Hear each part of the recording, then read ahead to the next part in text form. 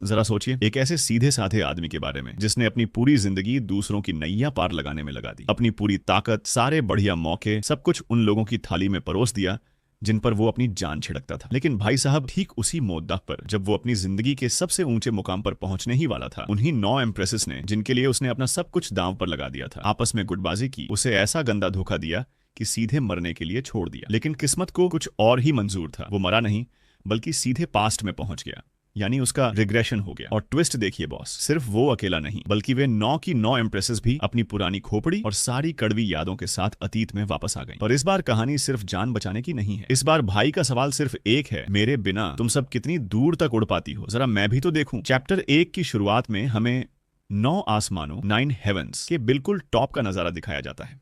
भाई क्या कड़क जगह है, चारों तरफ हरियाली फैली है, चमचमाते पहाड़ चमक रहे हैं और हवा में ऐसी स्पिरिचुअल एनर्जी तैर रही है कि देखकर ही लगे ये जगह हम जैसे आम इंसानों के बस की बात नहीं है। इसी आलीशान जगह पर बने एक बड़े से सेक्ट के आलीशान गेट के पास एक बूढ़ा बुजुर्ग जोर से चिल्लाकर अनाउंसमेंट करता है कि आज हमारे 9 लाइफ वेनरेबल अपने दांव को साबित करेंगे और सीधे भगवान बनने यानी सेजहुड की कगार पर पहुंचेंगे। वो चिल्लाकर कहता है कि यह सिर्फ उनके लिए नहीं, बल्कि पूरे सेक्ट के लिए एक तगड़ा आशीर्वाद है। बूढ़ा आगे बोलता है, आज तुम लोग वो करिश्मा देखोगे जो शायद अपनी पूरी लाइफ में दोबारा कभी ना देख पाओ। चश्मा साफ करके देख लो, आज का दिन इतिहास में लिखा जाएगा। फिर वो पूरे भौकाल के साथ कहता है, तो चलिए दिल थाम के स्वागत कीजिए हमारे हेवनली वेनरेबल 9 लाइफ का, और शुरू करते हैं महापरीक्षा यानी ट्रिबुलेशन। जैसे ही बूढ़े की कमेंट्री खत्म होती है, सेक्ट का भारी भरकम गेट धीरे धीरे खुलता है और हमारा एमसी अपनी 9 क्वींस के साथ एंट्री मारता है। भाई की चाल, चेहरे के एक्सप्रेशंस और उसका ऑरा इतना कड़क था कि फालतू बकवास कर रही भीड़ की बोलती तुरंत बंद हो गई। सच कहें तो पहली नजर में उसका स्वैग देखकर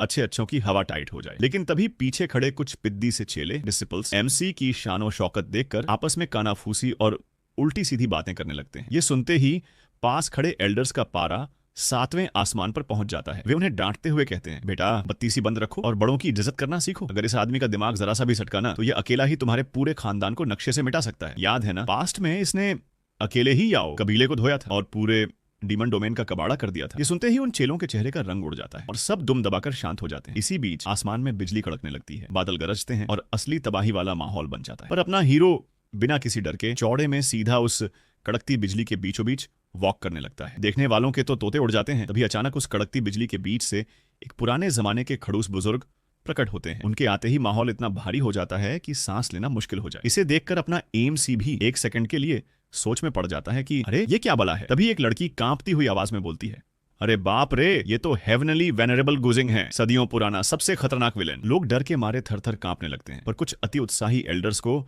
अभी भी लगता है कि हमारा 9 लाइफ वेनरेबल तो अजेय है, उसे कोई नहीं रोक सकता। अपना एमसी बिल्कुल कूल होकर गुजिंग से पूछता है, हाँ भाई तो शुरू करें फिर। गुजिंग भी एकदम कड़क चेहरा बनाकर बोलता है, शुरू करो। फिर क्या, दोनों के बीच भयंकर लात घूंसे और धमाके शुरू होते हैं। टक्कर इतनी डेंजरस थी कि स्पेस भी टेढ़ा मेढ़ा होने लगा। चारों तरफ दिवाली जैसे पटाखे फूट रहे थे और ऐसा लग रहा था कि आसमान अभी सिर पर गिर जाएगा। पर अजीब बात देखिए, पीछे खड़ी एम्प्रेसेस के चेहरे पर रत्ती भर भी टेंशन नहीं थी। वे तो आपस में कानाफूसी कर रही थी। अरे हम तो इसी शुभ घड़ी का कब से इंतजार कर रहे थे। उनके चेहरे पर डर नहीं, बल्कि एक शातिर मुस्कान थी। तभी गुजिंग अपनी दाव ऑफ टाइम वाली जादुई ट्रिक खेल देता है। एल्डर्स सीरियस होकर समझाते हैं कि इस तकनीक से गुजिंग के क्लोन्स अलग अलग टाइमलाइंस में जाकर एमसी को ढूंढ ढूंढ कर मारेंगे। अगर वो किसी एक भी टाइमलाइन में जीत गया तो यहाँ खड़े असली एमसी का काम तमाम हो जाएगा। माहौल में सन्नाटा छा जाता है। इसे देखकर एक एम्प्रेस के चेहरे पर एक दुष्ट वाली चमक आती है, मानो उसका असली कमीनापन अब छुपाए नहीं छुप रहा था। लेकिन अपना एमसी अभी भी फुली कॉन्फिडेंट था। वो कहता है, चाल तो अच्छी है बॉस, पर I am sorry, her timeline में अपन का ही सिक्का चलता है। तभी गुजिंग जोर से हंसता है और उसका मजाक उड़ाते हुए कहता है, बेटा ज्यादा हवा में मत उड़ो, मैंने तुम्हें हर टाइमलाइन में पहले ही निपटा दिया है। यह सुनते ही एमसी को ऐसा झटका लगता है मानो 440 वोल्ट का करंट लगा हो। उसका शरीर कांपने लगता है, ताकत गायब हो जाती है और वो सीधे जमीन पर ढह जाता है। एमसी सोच में पड़ जाता है कि साला ये हुआ कैसे। तभी गुजिंग राज खोलता है कि भले ही तुम बाहुबली हो, पर तुम्हारे शरीर में पहले से ही इन्यांग डाओ डवोरिंगू नाम का कीड़ा जहर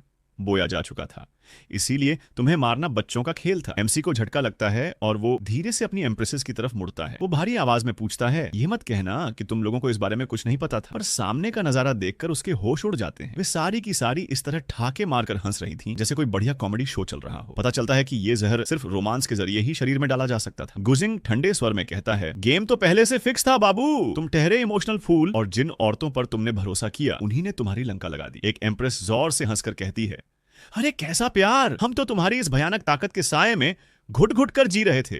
हमें तो आजादी चाहिए थी। दूसरी उसे तान मारती है कि अगर तुम मेरी लाइफ में टांग न अड्डाते तो मैं अपनी नॉर्मल और खुशहाल जिंदगी जी रही होती। अब पासा पूरी तरह पलट चुका था। वे सब अपनी शक्तियां निकालकर उसे जान से मारने के लिए तैयार हो जाती हैं और खुद को बेचारी और एमसी को एक नंबर का राक्षस साबित करने के लिए सारी बातों को तोड़ मरोड़ देती है। एमसी का दिल पूरी तरह टूट जाता है। गुस्से और दर्द में उसकी आंखें लाल हो जाती हैं। वो दहाड़ता है, मेरे बिना तुम सब सड़क पर कटोरा लेकर घूमती, एम्प्रेस बनना तो दूर की बात थी, मैंने तुम्हें पलकों पर बिठाया और तुमने यह सिला दिया। जैसे ही वो उन पर काउंटर अटैक करने जाता है, गुजिंग पीछे से खंजर घोंप देता है। एमसी कराहते हुए कहता है, अगर मैं मरूंगा तो तुम सबको अपने साथ नर्क लेकर जाऊंगा। ये सुनकर एम्प्रेसेस की चीखें निकल जाती हैं। अरे भागो, ये पागल अपना कल्चरेशन बेस ब्लास्ट कर रहा है, सबको ले डूबेगा। गुजिंग ये सब देखकर सोचता है कि यार, जहर देकर हराने में वो मजा नहीं आया। ये बंदा एक और मौके का हकदार है। वो अपना टाइम व्हर्लपूल, समय का बवंडर चलाता है और एमसी समेत उन 8 देवियों को अंदर खींच लेता है और मुस्कुराते हुए कहता है, चलो भाई अगले राउंड में मिलते हैं। और इसी के साथ टाइम एंड स्पेस रिवर्सल तकनीक से सबकी आत्माएं 50 साल पीछे भूतकाल में पहुंच जाती हैं। सीन बदलता है और हम पास्ट में पहुंच जाते हैं। अपना हीरो लुइस सदमे में इधर उधर देखता है। सब कुछ जाना पहचाना पर थोड़ा अलग है। उसके सामने उसकी पहली एम्प्रेस छुलिंग खड़ी है, जो फ्यूचर में स्वॉर्ड मेडन बनने वाली थी, पर अभी बेचारी एक मामूली नौकरानी है। टाइम ट्रेवल के चक्कर में उसका सिर चकरा रहा है। वो लुइस को देखते ही भूत देखने की तरह चीखती है, ए डेविल मास्टर, क्या मैं पास्ट में आ गई? लुइस मन ही मन मुस्कुराता है कि चलो इसकी भी याददाश्त बची है। वो मन ही मन गुजिंग को थैंक यू बोलता है। फिर वो आराम से अपने मोजे उतारता है। स्वॉर्ड मेडन कंफ्यूज्ड है कि ये क्या ड्रामा है। लुइस अपने पैर आगे बढ़ाता है और बड़े नवाबों की तरह कहता है, चल मेरे पैर धो। वो एकदम सन्न रह जाती है, पर कांपते हाथों से चुपचाप उसके पैर धोने लगती है। लुइस सोचता है कि इसे तो मैं अभी यमराज के पास भेज सकता हूँ, पर मौत तो बहुत आसान सजा होगी। इसे मैं जिंदा रखूंगा ताकि यह देख सके कि मेरे बिना इसकी जिंदगी कितनी बड़ी कबाड़ बनती है। वो उससे कूल होकर कहता है, सपना नहीं देख रही हो मैडम, हम सच में पास्ट में आ चुके हैं। वो चौंक कर पूछती है, हम सब? लुइस उसकी बात काटते हुए कहता है, हाँ सब कुछ सच है। वो जो तुमने उस दिन बकवास की थी ना, मुझे उसका एक एक शब्द याद है। उसका एटीट्यूड अभी भी कम नहीं हुआ था। वो पूछती है, तो अब क्या? लुइस एक विलेन वाली स्माइल के साथ कहता है, सिर्फ एक शब्द, बहुत हुआ, इनफ। फिर वो कहता है, तुम्हें आजादी चाहिए थी ना, जा जी ले अपनी जिंदगी, आज से तू आजाद है। लुइस उठता है, एक दराज से उसका लाइफ टैबलेट, एक तरह का कॉन्ट्रैक्ट बॉन्ड निकालता है और कहता है, इसे देख रही है, क्या है ये? वो झिझकते हुए कहती है, ये मेरी लाइफ टैबलेट है। अगले ही पल लुइस बिना किसी इमोशन के उसे वहीं स्वाहा कर देता है। टैबलेट राख बन जाती है। लुइस ठंडे स्वर में कहता है, लो भाई, तुम्हारा कॉन्ट्रैक्ट खत्म, अब तुम पूरी तरह आजाद हो, जब मर्जी अपने सच्चे स्वॉर्ड मैनर भाग जाओ।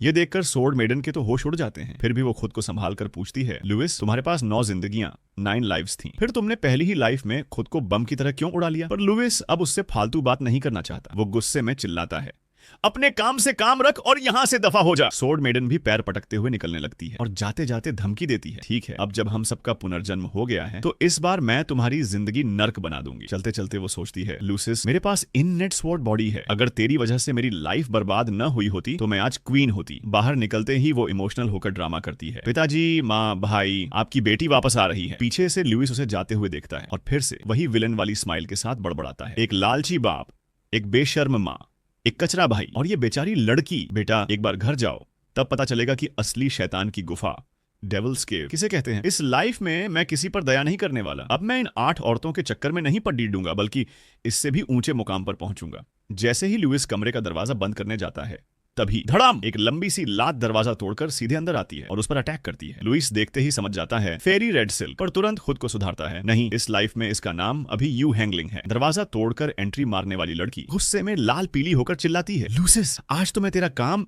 तमाम करके ही रहूंगी। लेकिन अपना लुसिस भाई प्रो प्लेयर है। वो बिना किसी जादू टोने के एक हाथ से उसकी गर्दन पकड़ता है, उसे हवा में उठाता है और सीधे उसके पैर से उसे उल्टा लटका देता है। यू हैंगलिंग को समझ ही नहीं आता कि साला सीन इतनी जल्दी पलट कैसे गया। लुइस उसके चेहरे के पास आकर डरावनी आवाज में कहता है, तुम्हारी इतनी हिम्मत कि मुझ पर हाथ उठाओ। उसने उसे ऐसे लॉक किया कि वो हिल भी नहीं पा रही थी। वो हकलाते हुए बोलती है, क्या कर रहे हो तुम? पर लुइस का मूड उसका कत्ल करने का नहीं था, क्योंकि वो जानता था कि इस लड़की का फ्यूचर भी आगे जाकर फ्लॉप ही होने वाला है। वो ठंडेपन से कहता है, आज तुम अपने नाजुक हाथों से मेरा ये दरवाजा ठीक करोगे, और अगर नहीं किया तो गर्दन मरोड़ कर यही गेम ओवर कर दूंगा। उल्टी लटकी होने के बावजूद वो कांपती आवाज में एटीट्यूड दिखाती है, मैं नहीं करूंगी। अगर तुम्हारी वजह से सब खराब ना हुआ होता तो मैं आज अपने क्रश के साथ होती। यह सुनकर लुइस हंसता है और कहता है, तो इस लाइफ में भी उसे ढूंढने के लिए तुम्हें अपनी पूरी जान लगानी पड़ेगी, है कि नहीं? ये सुनते ही लड़की की सिट्टी पिट्टी गुम हो जाती है। वो कांपते हुए कहती है, अच्छा बाबा, ठीक है, मैं दरवाजा ठीक कर दूंगी, मुझे छोड़ो। लुइस उसकी गर्दन थोड़ा और दबाता है। वो मन ही मन सोचती है, धत तेरे की, पास्ट में आने के बाद भी मैं इस राक्षस को नहीं हरा पा रही। जब वो पूरी तरह सरेंडर कर देती है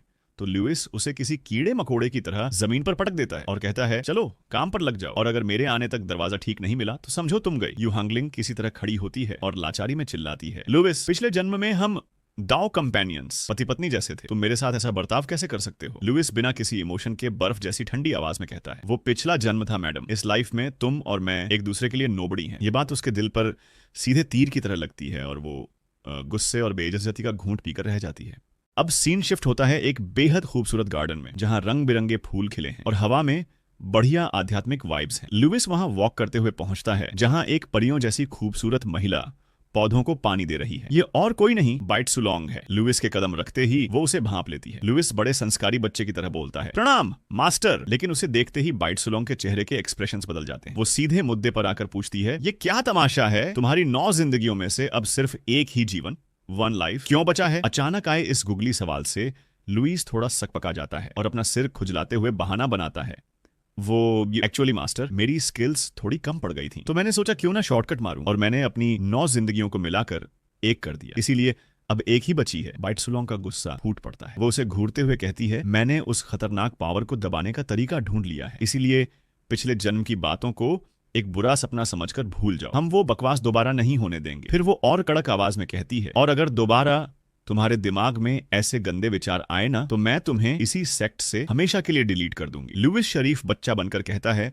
जी मास्टर, आपकी बात सीधे दिल पर लग गई। बाहर से तो वो आज्ञाकारी बन रहा था, पर अंदर ही अंदर वो हंसकर सोच रहा था, घंटा तुमने तरीका ढूंढा है, अगर मैंने उस समय वो सारा झर अपने शरीर पर न झेला होता तो तुम आज इस सेक्ट में मास्टर बनकर न बैठी होती। यहाँ ऑडियंस को समझ आता है कि यह बाइट सुलोंग भी पिछले जन्म की धोखेबाज एम्प्रेसेस में से एक थी जो अभी उसकी गुरु बनी बैठी है। सीन बदलता है और एमसी एक पहाड़ की चोटी पर अकेला बैठा है। वो नीचे की दुनिया को देखकर खुद से कहता है, दिस इज नॉट फेयर यार, मेरा कल्टीवेशन बेस गिरकर सीधे 5वें स्टेज 5th स्टेज पर आ गया है, मतलब अब फिर से स्क्रैच से पूरा गेम रीस्टार्ट करना पड़ेगा। फिर वो धीरे से फुसफुसाता है, क्या मेरे पुराने दोस्त सिस्टम तुम अभी भी मेरे साथ हो। तुरंत उसके सामने एक डिजिटल स्क्रीन खुलती है और 3 ऑप्शंस आते हैं, कल्चरेशन, डिडक्शन, एनलाइटनमेंट। एक रोबोटिक सी सीरियस आवाज आती है, हाजिर हूं होस्ट, बोलिए क्या सेवा करूं। ये आवाज सुनकर लुइस की जान में जान आती है। वो मुस्कुराकर कहता है, चलो भाई शुक्र है तुम भी आ गए, पर एक बात बताओ, अब तुम्हें चलने के लिए एनर्जी या बैटरी की जरूरत नहीं पड़ती क्या। एक प्यारी सी डिंग आवाज के साथ